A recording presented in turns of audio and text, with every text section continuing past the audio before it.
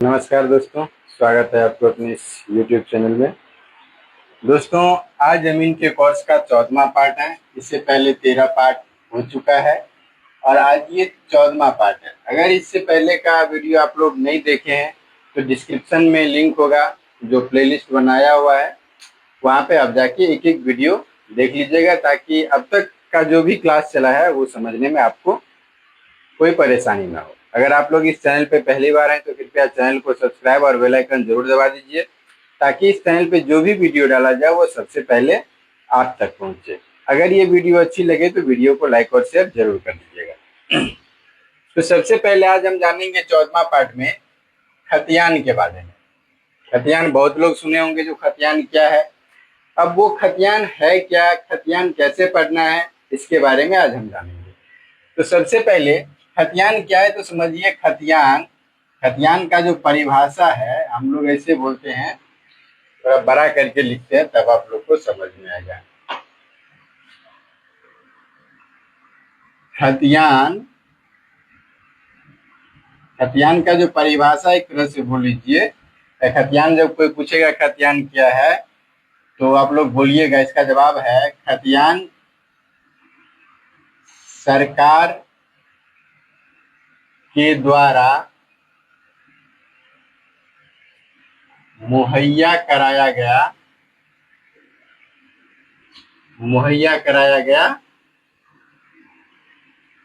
एक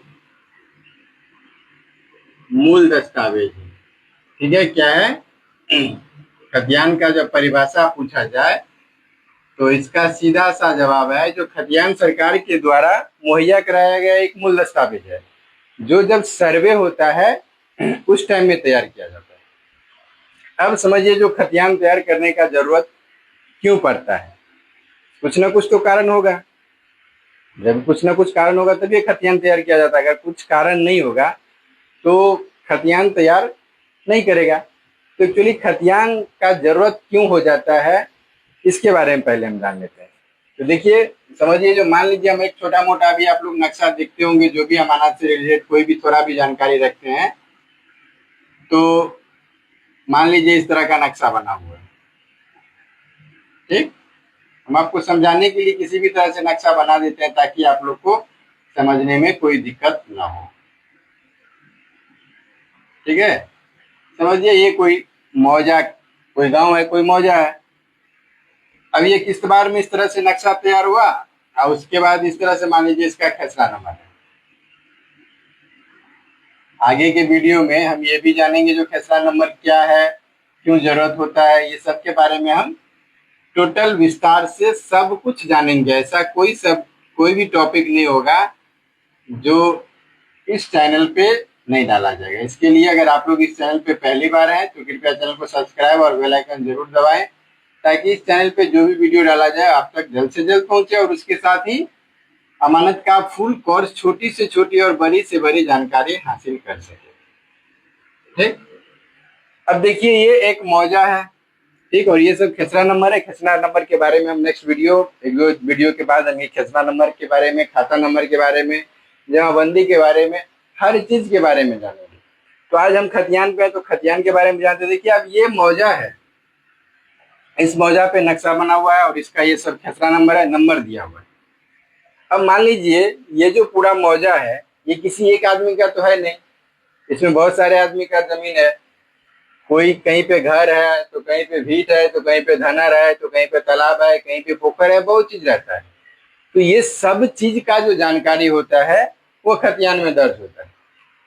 तो समझिए, मान लीजिए जो इसमें सब खसरा तो एक का होगा नहीं, तो मान लीजिए देखिए ये सब खसरा एक हम निर्धारित बता देते हैं, जो ये खसरा और नाम का कोई रैयत का है। ठीक, और नाम का कोई रैयत का है। अगर खतियान नहीं तैयार किया जाएगा तो हमको पता ही नहीं चलेगा जो कौन सा खसरा किसका है।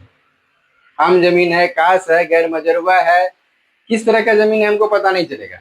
इसके लिए जब सबसे पहले नक्शा तैयार किया जाता है, उसके बाद खाना पूरी किया जाता है, नंबर दिया जाता है, तो उसी समय एक रजिस्टर तैयार किया जाता है, जिसको हम लोग रजिस्टर 1 बोलते हैं। खतियान का एक दूसरा नाम रजिस्टर 1, खतौनी, ये सब है। लेकिन फिलहाल निर्माण कहाँ से होता है इसके बारे में हम चर्चा कर लेते हैं।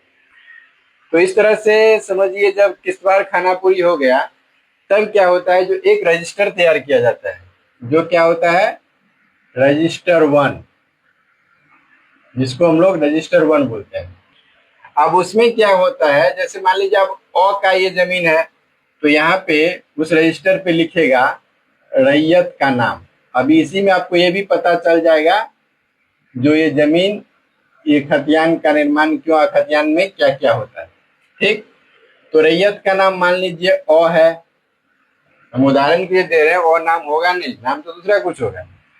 अब इसका पेशर यानी पिताजी का जब नाम, पिताजी का नाम है है। ठीक, इस तरह से खतियान बना। इसी के एक कोना पे देखिएगा तो कहीं पे मौजा का नाम लिखा रहता है। ठीक, उसके बाद थाना नंबर लिखा रहता है, इस तरह से लिखा रहता है। अब देखिए, हमको जानना है जो खतियान निर्माण होता है, क्यों, इसकी आवश्यकता क्यों पड़ता है। अब देखिए, ये इतना मौजा है, इसमें मान लीजिए 30 खेसरा, और 30 खेसरा में एक रैयत का 1 2 3 4 चार ही जमीन है। तो सबसे पहले इसका मान लीजिए एक सीरियल नंबर देगा, ये एक मान लीजिए एक पेज है, डायरी का एक पेज है, इस तरह से लिख लिया, मौजा थाना नंबर लिख दिया, और उसके बाद इसका सीरियल नंबर बना दिया 1। ठीक, अब उसमें खेसरा लिखेगा, इसमें कौन सा है, 1 15 23 24। ठीक, तो यहाँ पे देगा 1, सॉरी हिंदी में, तो हिंदी में लिखते हैं, आप लोग हिंदी बहुत कम आदमी समझते, तो हम इंग्लिश में लिख देते हैं। 1, उसके बाद है 15, उसके बाद है 23, उसके बाद है 24। ठीक है, इस तरह से 4 खेसरा इनका है, तो 4 खेसरा यहाँ पे लिखा गया। अब इसी पे लिखा जाएगा जो मान लीजिए ए 7 डिसमल है, 1 7 डिसमल है, 15 9 डिसमल है, 23 50 डिसमल है, और 24 मान लीजिए 80 डिसमल है। तो यहाँ पे क्या हुआ, जिसका जमीन था उसका रैयत का नाम लिखा गया, उसके बाद एक कॉलम में खेसरा लिखा है, उसके बाद इसका कितना डिसमल है ये लिखाया। अब समझिए, जो एक खेत है, एक नंबर, इसमें धनहर है, यानी एक फसल होता है, तो इसमें लिखा जाएगा धनहर। अब ये भी धनहर ही है, लेकिन इसमें दोनों फसल होता है, तो इसका जो किस्म होगा ये भी यहाँ पे लिख देगा धनहर 2। मान लीजिए ये होगा, इसमें पूरा साल भर फसल लगता है, तो ये हो जाएगा बीट 2। अब ये इसमें मान लीजिए तालाब है, पोखर खुना हुआ है, तो ये हो जाएगा तालाब। इस तरह से और नंबर होगा, अगर घर होगा तो मकान में सन, ये सब, यानी इसका जो भी जमीन का विवरण है वो सब यहाँ पे लिखा रहेगा।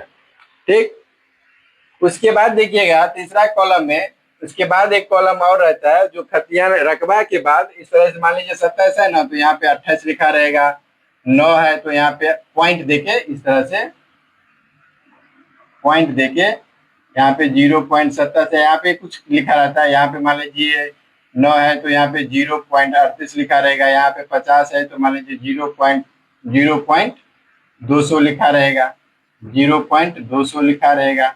यहाँ पे 80 है तो मान लीजिए यहाँ पे 0.400 लिखा रहेगा। तो अब इसका मतलब क्या हुआ, देखिए नक्शा पे खतियान जब भी चलता है, खतियान पे जब भी रकबा होता है तो डिसमल में होता है। अगर 1 धूर जमीन है तो भी, 2 धूर जमीन है तो भी, 3 धूर जमीन तो भी, 4 धूर जमीन है तो भी, 4.5 धूर जमीन है तो भी एक ही डिसमल आएगा। फिर 4.5 धूर से लेके 9 धूर तक जमीन जाएगा तो 2 डिसमल आएगा। फिर मान लीजिए 9 से लेके 13.5 14 दूर तक जाएगा तो 3 डिसमल आएगा। तो खतियान एक्चुअली क्या होता है, वो जो डिसमल में चलता है, उसमें एग्जैक्ट धूर जो नक्शा का रकबा रहता है वो वहां पे लिखा नहीं रहता है। तो यहाँ पे एक अनुमानित, उसे देखिएगा तो जो इसके बगल में लिखा रहता है, तो ये मान लीजिए 7 डिसमल है, तो 7 डिसमल को अगर आप लोग तुड़िएगा, इसको 6.5 हाथ की लगी से हम बता रहे हैं, 6.5 हाथ की लगी का हम उदाहरण दे रहे हैं, तो 7 डिसमल को तुड़िएगा तो हो जाएगा 7 गुने 4.587। तो इसको गुणा कीजिए, 7 गुने 4.587 बराबर 1 कट्ठा 12 धूर। अब यहाँ पे 7 डिसमल जमीन है तो इसका खतियान का मतलब हो रहा है 1 कट्ठा 12 धूर, लेकिन ये जमीन है एक्चुअल में कितना, 27 धूरी। नक्शा जो अगर आप लोग चेक कीजिएगा तो ये इसी के लगभग में जाके 27 धूर जमीन होगा।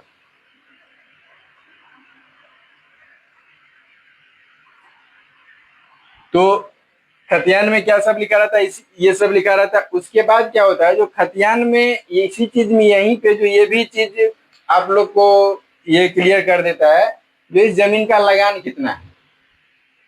ठीक है, 1 पैसा, 1 रुपया, 2 रुपया, 5 रुपया, या जो भी चीज होता है इस खतियान पे लिखा रहता है। उसके बाद जमीन कायमी है, क्या है, नहीं है, जमीन कायमी है, ये जो भी है, जिस तरह से जमीन है, वो हर चीज का विवरण इस खतियान में रहता है।